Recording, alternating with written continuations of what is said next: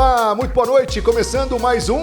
Hoje tem conversa. É o seu podcast aqui do Seu Marília Hoje Notícias, primeiro podcast do ano, primeiro a gente nunca esquece, hein, Letícia? 2024 chegou com tudo, hein? Bom demais. Como é que foi de virada de ano, tudo bem? Tudo tranquilo, na paz, descansando um pouquinho, né? Isso é um bom sinal ou não? Isso quer dizer que o ano vai ser assim, tranquilinho ou não? Vai acelerando aos poucos, né? Começa o ano devagarzinho pra ir engrenando. É isso aí. A gente está começando mais uma edição do nosso podcast, lembrando que hoje, então, é o primeiro de 2000. Esse é o episódio de número 13.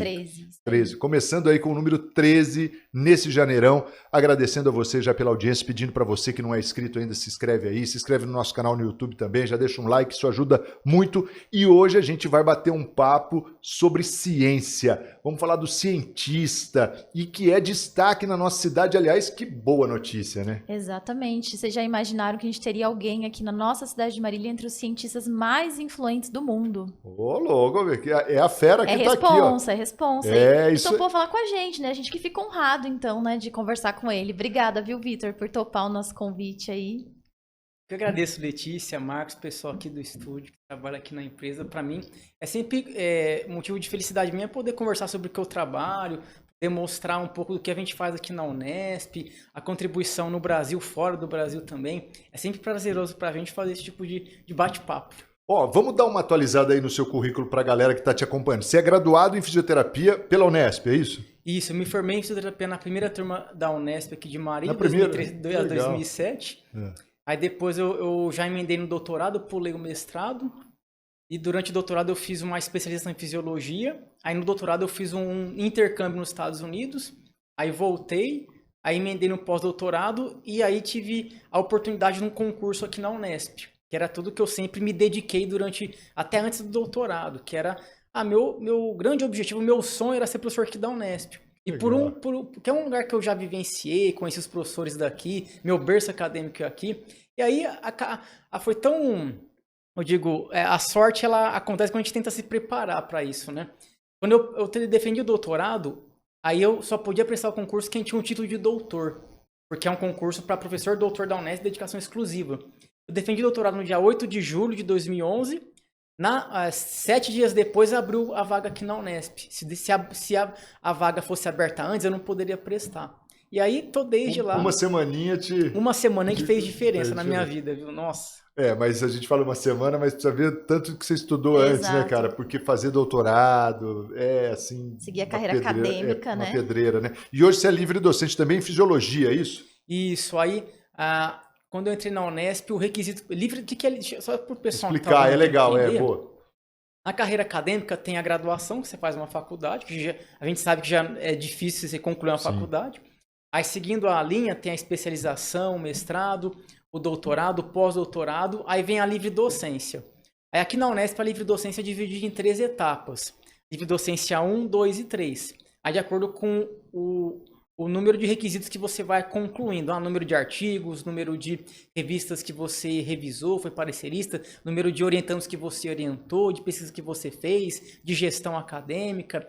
Aí você vai concluindo as etapas até chegar na livre docência 3. Felizmente, graças a Deus... Você é o 3 já? Cheguei no 3. Cara, muito legal, né?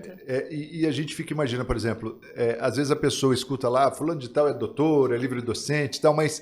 Na verdade, não sabe exatamente o caminho, né, que se constrói uma carreira acadêmica, né? Legal você explicar isso aí e até mesmo lembrar assim, quantos trabalhos, quantas publicações, quantas revisões você teve que fazer para alcançar tudo isso. Trabalha bem, né? É uma coisa que a gente dedica muito tempo da nossa vida. Desde a época quando eu estava no segundo ano de faculdade, teve um professor que me abriu o horizonte. Ele me levou para São Paulo para eu conhecer a pesquisa de uma cidade grande, conheci várias coisas lá e... Peraí, gostei muito disso aqui, quero ser cientista. E quero ser cientista e gostava de dar aula também. Se eu for professor e pesquisador, vai unir o útil ao agradável, né? Uma coisa que eu gosto de fazer e que eu vou estar lidando com isso diariamente. E aquele período foi muito importante porque eu já decidi aquilo logo no segundo, terceiro ano de faculdade e comecei a me dedicar para isso. Ia para congresso apresentar evento, fui para o exterior também, na Espanha, apresentar trabalho, publiquei artigo em revista internacional lá, já na graduação. Isso tudo ajudou a deixar um currículo que me deu a possibilidade de pular o mestrado e ir para o doutorado.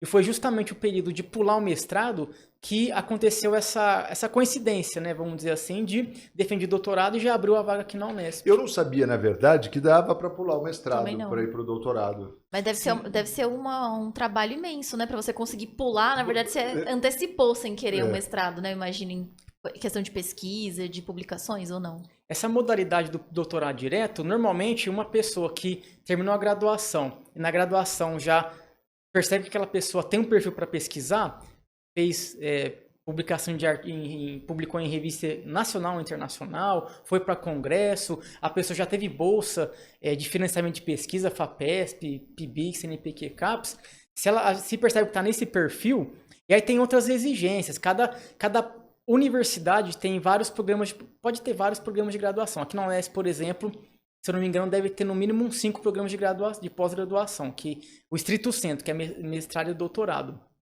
Cada programa de graduação tem um processo seletivo que é diferente do outro.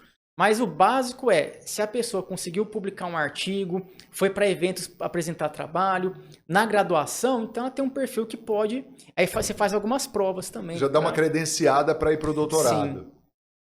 Então, muitos programas estão aceitando isso mais atualmente. Porque o mestrado acaba funcionando como um preparo, né, para o doutorado, né? Isso. Normalmente. O que acontece na maioria dos casos? A pessoa terminou a graduação, fez uma iniciação científica que não conseguiu publicar um artigo, a grande maioria não tem problema nenhum, mas aí no mestrado ela consegue ter mais tempo, porque na graduação a pessoa gasta muito tempo gastar muito tempo assim, vamos dizer assim, entre aspas, né? Que não é gastar tempo, é ganhar, você tá aprendendo, né? Você tem que cumprir as disciplinas, tem curso que é integral, aí você não tem aquela janela para fazer pesquisa.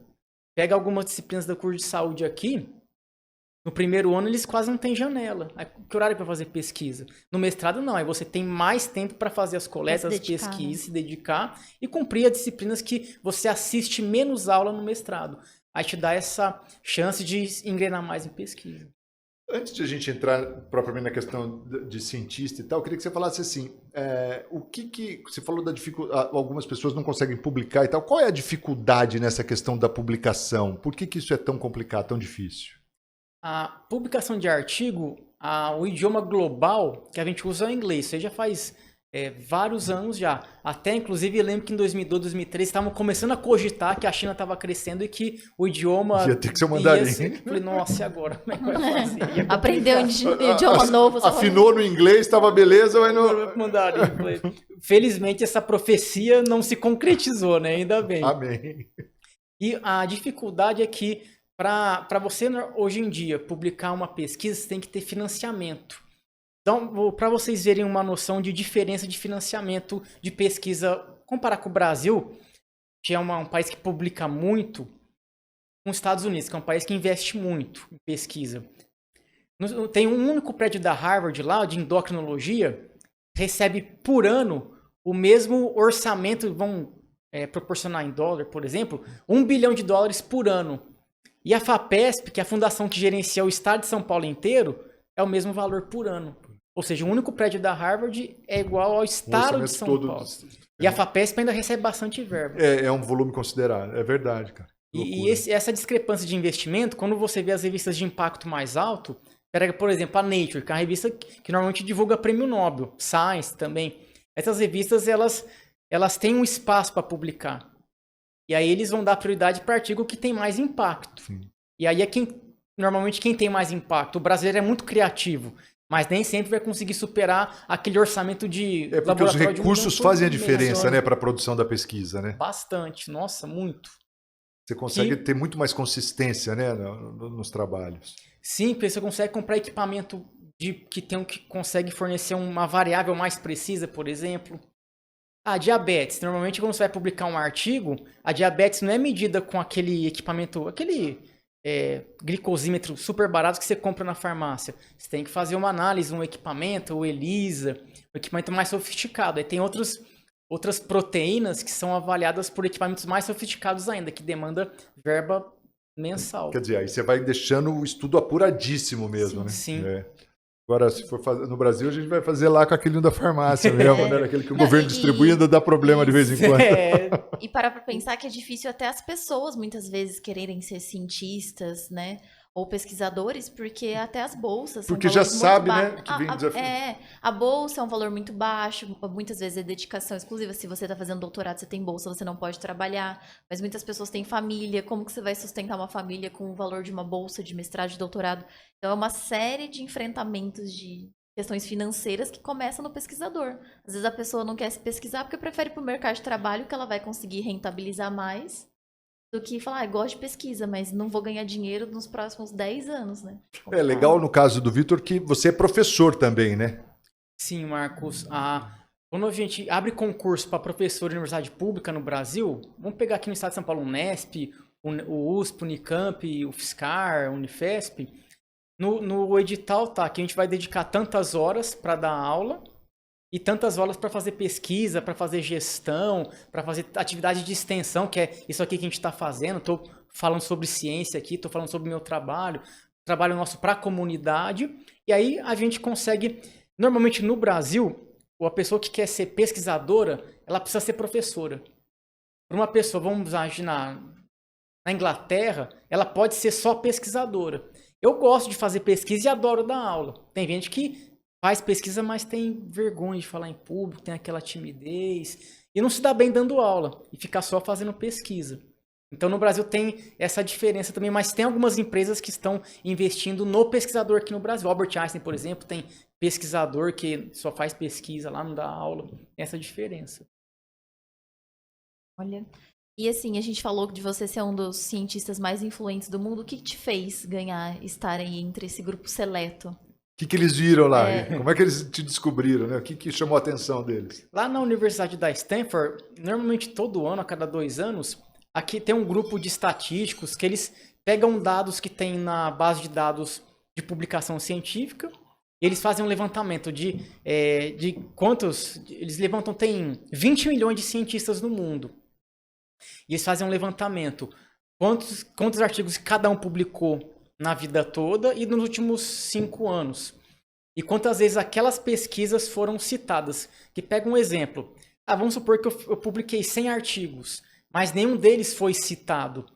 Ou seja, nenhum artigo meu que eu publiquei teve alguma contribuição para outra comunidade. Aí a pessoa que teve 1000 citações, aí quer dizer que aqueles artigos tiveram contribuição para outros artigos. É igual quando alguém faz um feito, uma coisa notável. Todo mundo fala aquela pessoa. Normalmente pode falar por bem ou por mal também, né? Mas no meio acadêmico a gente fala por bem. A gente fala, cita aquele artigo, de acordo com valente colaboradores, aquela enzima foi descoberta que teve efeito benéfico, vamos dizer, um exemplo no câncer. Aí vai ser citado várias vezes. Eles fizeram esse levantamento e com o software que eles têm lá, eles elencaram os 2% que tem maior número de publicações e de citações em revistas indexadas nas maiores bases de dados e no Google Acadêmico também. E aí uma aluna que me avisou, ela falou, professor, parabéns, você está elencado. Você não sabia? Não sabia, ela me falou, nossa. E ela me deu o link, eu procurei meu nome lá, eu procurei seu nome, não acredita em mim? Acredito sim, mas a gente que é cientista, a gente gosta de conferir. Você fala uma coisa pra mim, tá quente em Ribeirão Preto. Peraí, deixa eu ver meu celular aqui, será que tá calor mesmo? E isso que é bacana, a gente ir direto na fonte, uma fonte confiável.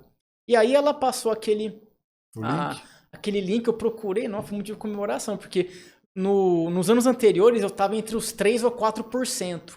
Tá entre os 2%, nossa, é uma coisa que me deixa muito contente, porque é um reconhecimento que a gente faz, né? Tô na Unesp já faz, fim de 2011, faz 12 anos já que eu trabalho na Unesp, já consegui isso, é uma coisa que agrega para a universidade. É porque você é novo, né, cara? Tô com 39 anos, agora em fevereiro eu faço 40, já entro nos... Mas me sinto jovem, nozenta. Agora aguenta, nozenta. Né? E dentro dos estudos, assim, uma coisa que eu descobri que eu não fazia ideia é que, por exemplo, igual você falou, se publica muito. Eu estava lendo até recentemente sobre... Cresceu muito o número de publicações, mas caiu a qualidade. Então tem muita gente publicando coisa ruim. E é isso, né? Os estudos têm um grau de relevância, né? Ele consegue, é uma avaliação sistêmica, não sei o que é isso, né? Não. revisão sistêmica, né? Que tem alguns estudos que sistemática, isso. Então, são estudos que vão ver se os outros estudos estavam corretos, se vão confirmar ou falar, não, peraí, estava equivocado, achamos outra resposta. Então, até dentro dos estudos tem um nível de, esse daqui não engloba muito, esse daqui já está mais próximo, achamos mais o resultado. Exatamente. O primeiro ponto que você abordou que é interessante. Por que de uns anos para cá o Brasil cresceu em número de publicações, mas o ranking do Brasil, o número de citações, diminuiu? Quando a gente orienta mestrado e doutorado, os programas que a gente trabalha, de pós-graduação, eles são avaliados pela CAPES. A CAPES é a agência nacional que gerencia tudo isso. E eles cobram a gente para publicar artigo, e tem muito professor que está entrando jovem e está indo, vou publicar artigo, publica muito artigo. E aí não consegue se empenhar mais na quantidade do que na qualidade. Isso é um dos fatores que ajuda a entender esse primeiro fator que você falou. Agora, a relação da revisão sistemática com o nível de evidência é outra coisa extremamente importante que as pessoas precisam entender quando vão ver uma notícia. Uma pessoa morreu de infarto quando tomou... Nem morreu, teve miocardite quando tomou vacina de Covid. Um tema polêmico aí que todo mundo... Eu sempre recebo link, o pessoal falando para mim, quando a gente vê uma revisão sistemática, ela é o maior nível de evidência que existe de todo tipo de pesquisa. Vamos comparar dois tipos de estudo. Um estudo de caso avaliou uma única pessoa, que teve uma inflamação do miocárdio por causa da vacina. Aconteceu? Aconteceu. Da mesma maneira que uma pessoa toma paracetamol, toma Dorflex, e pode ter isso também. É uma reação rara. Outro estudo que avaliou 20 milhões de pessoas e viu que daquelas 20 milhões, 10 pessoas tiveram a reação. Aí você faz um comparativo, quem pega 20 milhões de pessoas que tiveram Covid, fazendo a proporção, no mínimo 400 a 600 pessoas desenvolvem miocardite mais grave ainda. O que é melhor então? Aí a revisão sistemática ela faz uma análise de todos aqueles estudos e chega numa conclusão que pode responder exatamente, ou responder assim, encontramos uma sugestão de que a vacina tem reação adversa, mas os benefícios são muito melhores e necessitamos de mais estudos. Em qualquer pesquisa que a gente for ler, algum artigo publicado, nunca vai ter uma resposta exata. Isso que eu ia falar, nunca vai ter o fechamento, né? Está sempre aberto para novidades, né? Sim, por quê? Até para estimular a pesquisa mesmo, né? Sim, porque se eu publico um artigo e descobri isso aqui é verdade, o editor vai rir da minha cara, porque eu sou editor, eu sei. O grupo de pesquisa, a gente discute isso aí. Se a pessoa fala aquilo é verdade, não.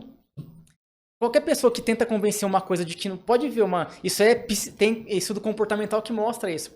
Aquela pessoa que quer convencer alguém de alguma coisa, não também era a parte comportamental, mas eu li um pouquinho sobre isso e vi alguns indícios de que a pessoa que tenta convencer alguém, normalmente ela fala que aquilo é verdade, aquilo é verdade, aquilo é verdade. E a pessoa que é mais baseada em evidência, ela fala, isso aqui tem um nível de evidência forte. Eu não sei se é verdade ou não, mas o nível de evidência é forte. Tá vendo como é que pensa um cientista já, né? Mas isso é importante porque, assim, eu não sou da área de ciência, mas eu sou uma entusiasta da prática baseada em evidências. Eu fico viciada em ver. Porque a gente é enganado, a gente que é leigo. Muitas vezes, agora eu vi que isso é um estudo não, né? Isso é uma manchete do tipo assim, gato tem... Se você cria gato, você pode ter demência. Um negócio assim, que fizeram uma manchete sensacionalista, era um estudo que não falava nada com nada, não chegou nessa evidência, mas alguém achou interessante fazer uma matéria falando aquilo. E um monte de gente compartilhando que quem tem gato tem mais chance de ter tal coisa. Aí uma pessoa foi lá da prática baseada e falou, não, é bem assim, gente, vai ler o estudo. Não tá falando nada disso. Só que o portal de notícia postou, viralizou, um monte de gente acreditou. É perigoso, porque a gente tá suscetível a isso, né? Ler alguma coisa, alguém postando. Por isso, importante que o Vitor falou lá, né? Ele até frisou, né? Fonte confiável, né? A gente precisa estar muito atento a isso, né? As fontes daquilo que a gente lê.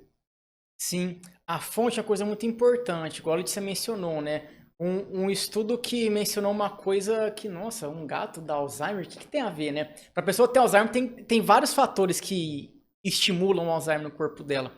E tem muitos estudos que a pandemia foi um boom para isso acontecer. Artigo pré-print. Quem está acompanhando a gente talvez já deve ter ouvido falar sobre isso. O que é isso? Quando a gente vai publicar um artigo, esses artigos que a gente publica, que é citado, primeiro, eles são avaliados por um editor, O editor vê se aquele artigo é um artigo que tem impacto ou que tem um método bem feito. E também ele verifica se tem os conceitos éticos dentro de tudo padronizado. Passando no comitê de ética, como é que foi a relação dos autores, quem fez o quê. Se ele vê se tudo está ok, aí pode ser que está ok ou não. E aí ele encaminha para 2 ou 3 revisores que são especialistas da área. Aí eles vão praticamente detonar o artigo. A gente está muito acostumado a ser criticado. Cada artigo que a gente submete tem 28 páginas, 30 para responder de parecer. Eles fazem vários questionamentos e a gente vai respondendo. E aí o artigo, caso ele seja aceito, ele tem um rigor para passar por essa avaliação. Na pandemia, como existia a necessidade de ter informação muito rapidamente, começaram a divulgar artigo pré-print, que é um artigo que não passa pelo parecerista. Ele não é avaliado. Aí surgiu muita coisa equivocada que deu origem a essas mensagens, essas informações sensacionalistas que algumas imprensas acabam divulgando isso aí. Isso foi uma coisa que prejudicou bastante. Gera clique, né? Aí já gera comoção, já gera o terror das pessoas, né? Não sabe nem o impacto, né? Que se soubesse, acho que... Mas isso daí que ele falou, por exemplo, eu vejo várias vezes da vacina, alguém pode abrir qualquer notícia de uma pessoa que infartou, que teve um AVC jovem. Pode ter certeza que vai ter um comentário. Tomou vacina? E as pessoas já entrou na mente das pessoas que uma coisa está relacionada à outra. Entendeu? Então, até desmentir, chegar numa pesquisa, chegar no... né? E assim, para você determinar, né, de que realmente é causa A ou B, quer dizer, você precisa ter números mesmo, um estudo bem apurado, né? E é o que você falou, às vezes o cara toma paracetamol e tem lá uma reação e morre, né? E a vacina não é diferente, é uma droga também, né? Enfim. Mas, fala aí, o seu trabalho, assim, dá para você, dentro dessa pesquisa que eles fizeram, quer dizer, para você entrar nesses 2% aí, foi que os seus artigos colaboraram, né? Tiveram uma boa repercussão e tal. E você tem, assim, os temas mais, assim... que teve uma aceitação maior e uma procura maior nessa pesquisa, ou você não consegue detectar isso? Além de pesquisa que eu trabalho, ela é focada para prevenção de doenças cardiovasculares.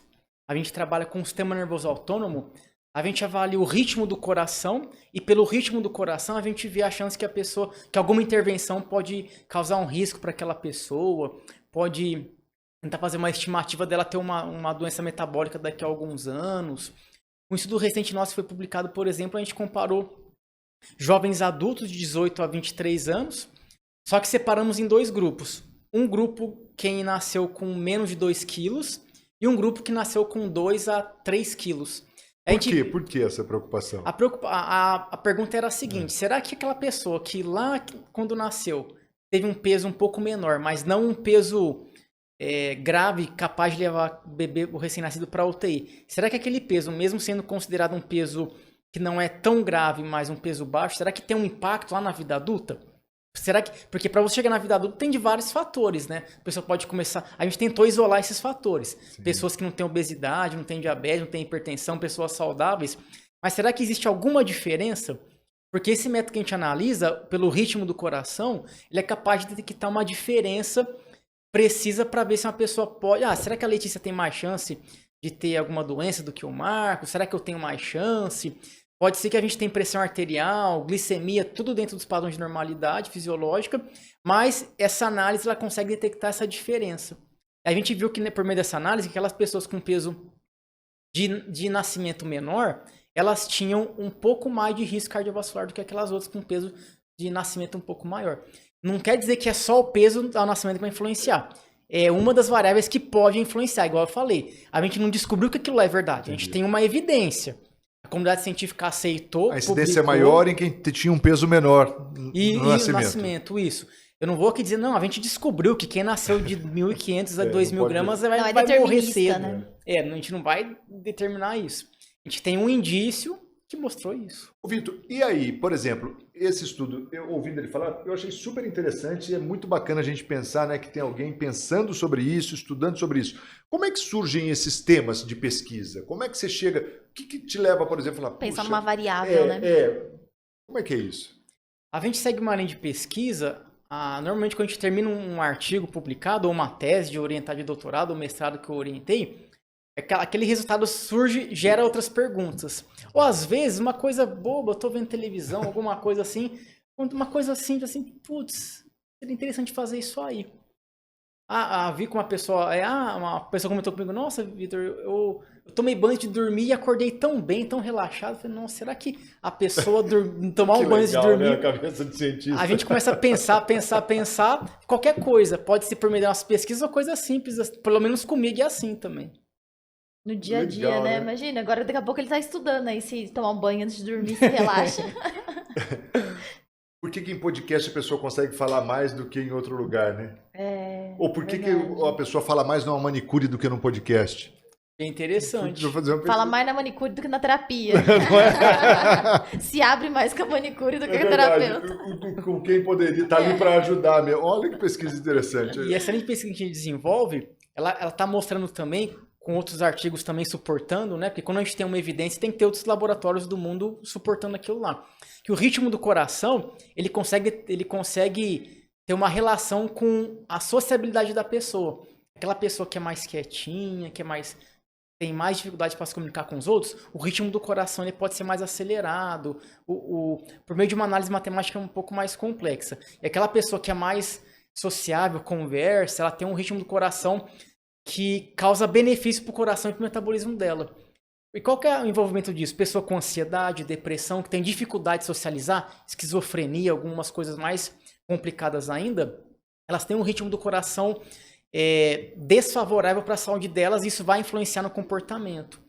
A gente está desenvolvendo uma tese, uma hipótese que tem alguns estudos subsidiando isso, de que talvez não é a doença que vai causar o problema no ritmo do coração, que é o sistema nervoso autônomo. É uma disfunção no sistema nervoso autônomo que vai gerar a doença. Por isso que algumas pessoas têm doença mais fácil, outras mais difícil.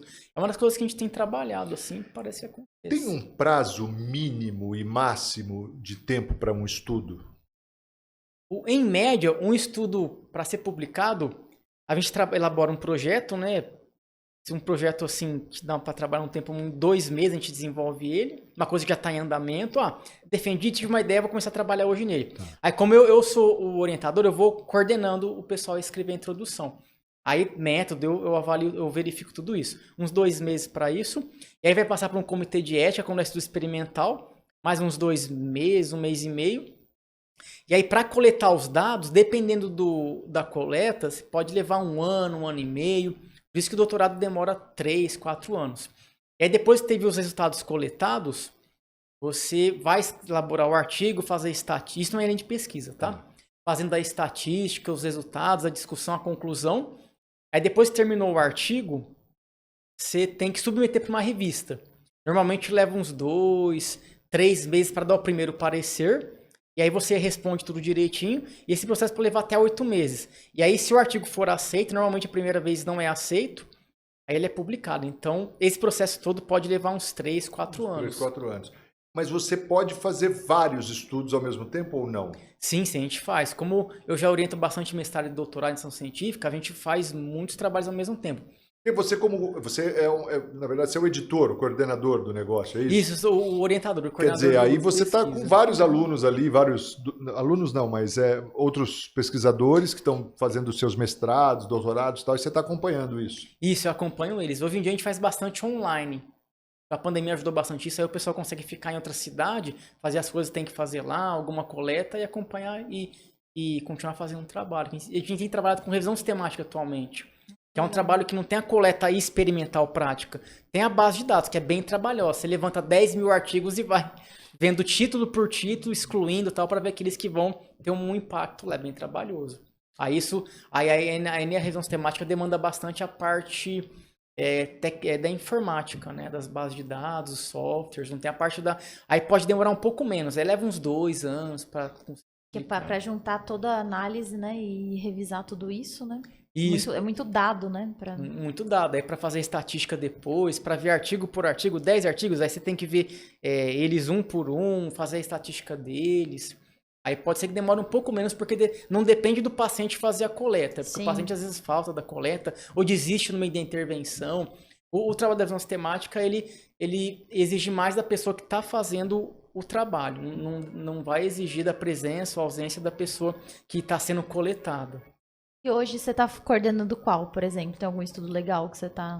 Tem alguns trabalhos aí. A gente tem um trabalho que a gente está avaliando sobre uma revisão sistemática, né, que é a paroxetina no sistema nervoso, no coração, e uma hipótese de que ela poderia causar algum estresse no coração.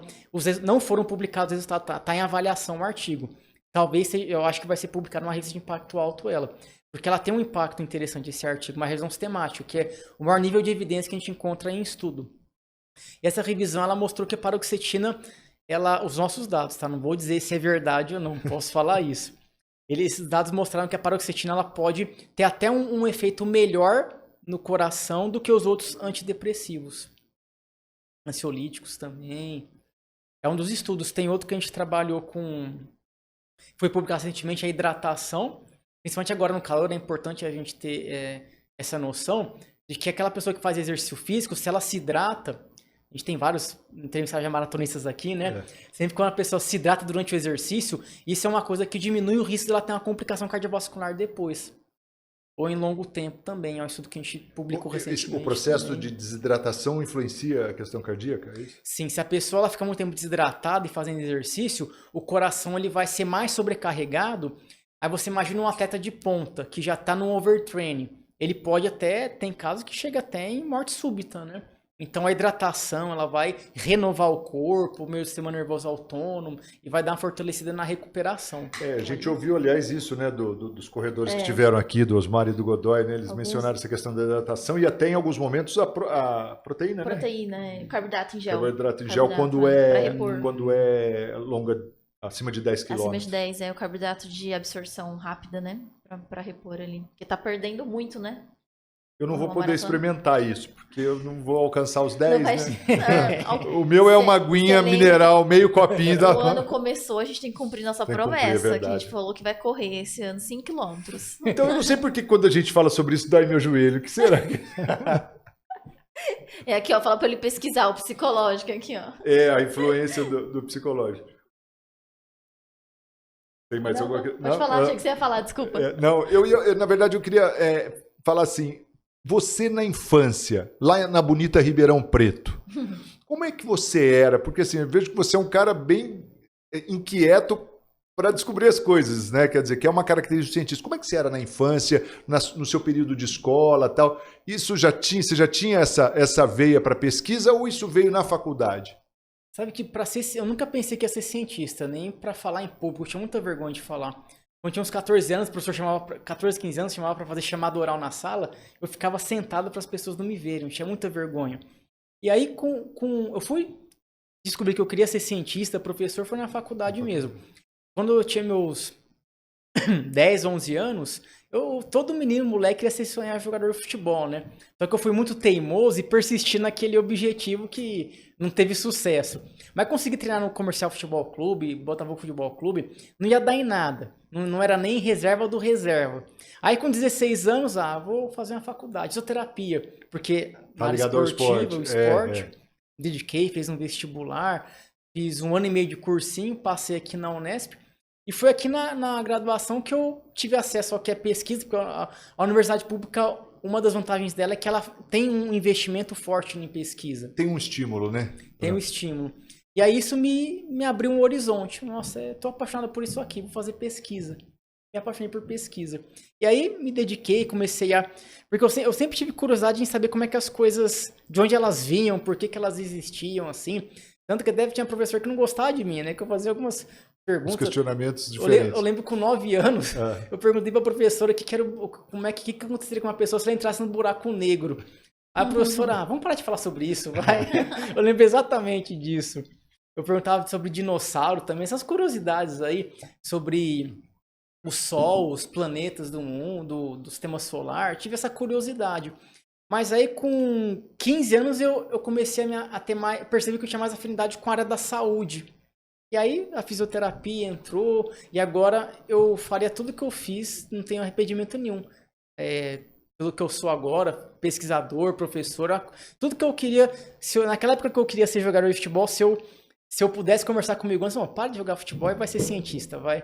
Aí quem sabe eu já teria me tocado antes, né? E não teria tido aquela desilusão de futebolista. Mas tudo é importante, né? Tudo aprendizado. Sim. Tudo aprendizado, né? E você lembra qual foi a sua primeira pesquisa? Primeira? Foi... Não foi ligada a futebol, não. Não. Por que o comercial não contrata jovens que não jogam tão bem assim? Era uma boa questão. Minha primeira pesquisa foi com criança com paralisia cerebral. A professora Simone Capellini, que ela é expert na área, é a primeira orientadora. A gente fez um comparativo de grau de força para criança com paralisia cerebral para tentar entender como é que seria a reabilitação daquelas crianças. A gente precisou trabalhar na Espanha, em Barcelona. Eu lembro por causa disso. Foi em 2006 que a gente apresentou o trabalho.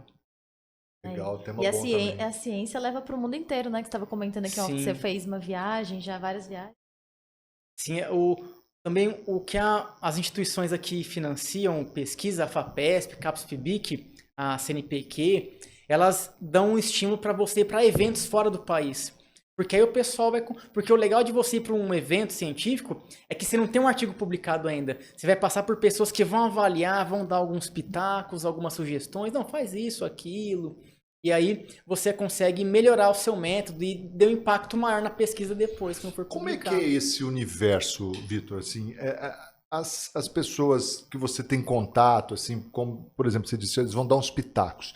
Essas pessoas, elas são acessíveis, são... Como é que é? Né? Eu tenho essa curiosidade, porque me parece que, aliás, é uma característica muito incrível sua, é a sua simplicidade, a sua forma de se comunicar, que me parece que foge um pouco dessa coisa. A gente pensa em cientista, a gente pensa num cara, né?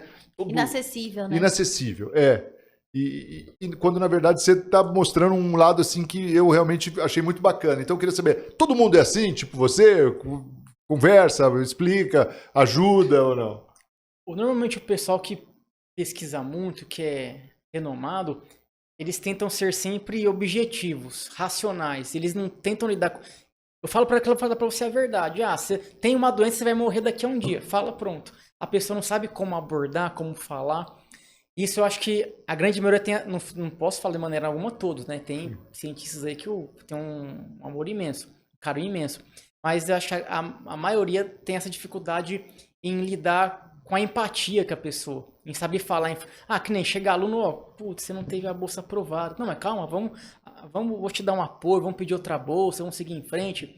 Não, a sua bolsa foi rejeitada, tá? Manda por e-mail, aí o aluno não vai ter estímulo nenhum, né?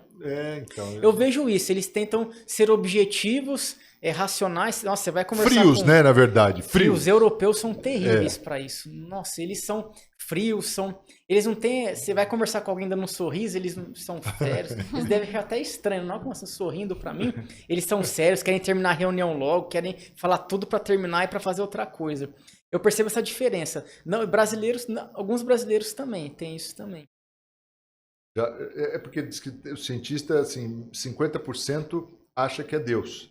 E os outros 50% já tem certeza. Fiz uma adaptação na piada. Eu conheço de outro jeito essa piada.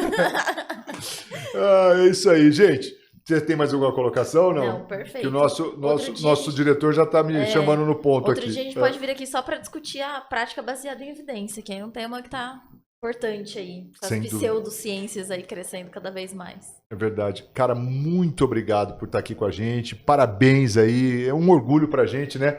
Saber aí dessa... Foi no finalzinho do ano passado que você teve essa notícia aí, né? Foi bem legal e a gente hoje teve a oportunidade, nesse primeiro programa do ano, contar com você aqui e conhecer um pouco mais do seu trabalho. Eu que agradeço, Marcos, Letícia. Fico muito contente de poder bater o papo com vocês, ver a Letícia, ver você aqui, poder falar sobre uma coisa que é minha vida, né? A coisa que eu mais amo na vida, junto com a minha família. E é a Unesp, né? São coisas que eu falo sempre com prazer. E o que precisarem aqui para trocar alguma ideia, algum bate-papo, eu vou estar sempre disponível, tá, pessoal? Obrigado de coração. Obrigadão, Vitor. Você foi no Pinguim nesse final de ano ou não? Não. Pinguim, esse fim de ano tá difícil, não fui não. É isso aí. Bom, vambora? Vambora. Mas antes disso, agradecer aos nossos patrocinadores. Exatamente. Que está aparecendo na tela aí para você. Casa Viva Melhor, Ventilador e Casa, Oral Sim Implantes Dentários, Esmeralda Shopping, Colégio Água Viva, Planos Prever, planos pensados em você, Una Store e também LA Comunicação. Muito legal. E hoje eu tô aqui, ó, de King Life. Ó, bonitona essa Mostra da camiseta, Unistore hein? aí. Aí, Unistore. E aqui a King Life. King Life lá no Cavalari, do meu amigo Cassião. Prestigia lá, tem cada roupa bacana. Tô vendo hein, essa meu? daí, bonitona. Muito legal. E preto combina, né, com tudo.